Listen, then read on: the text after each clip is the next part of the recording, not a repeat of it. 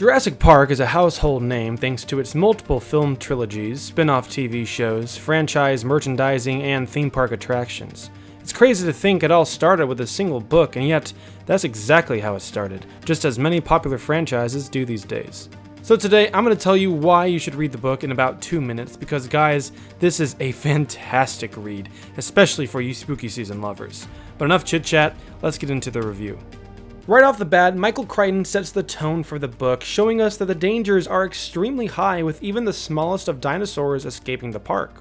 The writing is academic and blunt as it gets to the point, teaching you while it entertains you, but Crichton is not shy to deliver some jaw-dropping revelations and philosophical quotes when he deems it's time. He displays a certain mastery of his craft, but primarily shows off his intense hours of research with every scientific topic that he explores within this story. The themes of scientific aspiration, ethics, and chaos theory are highly prevalent, just as they are in the film, so if you enjoyed those aspects of the 1993 movie, then there is plenty more in here for you to gobble up.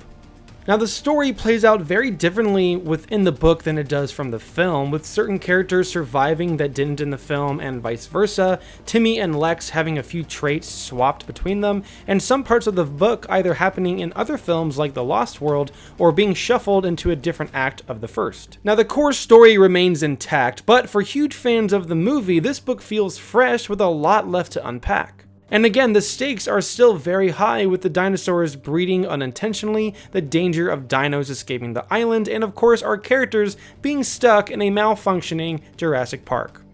However, I do think that last part may be a bit controversial because I can definitely see some readers just not being fully invested within the characters because they don't feel as lively here as they come across within the film, at least in my opinion. Alan Grant, for one, seems less enthusiastic than you would expect, and he doesn't have any hatred towards children, which neuters his arc quite a bit. Nedry and the carnivorous predators still serve as great villains, but the heroes have more give and take in the book. Some readers will like them, and some might not.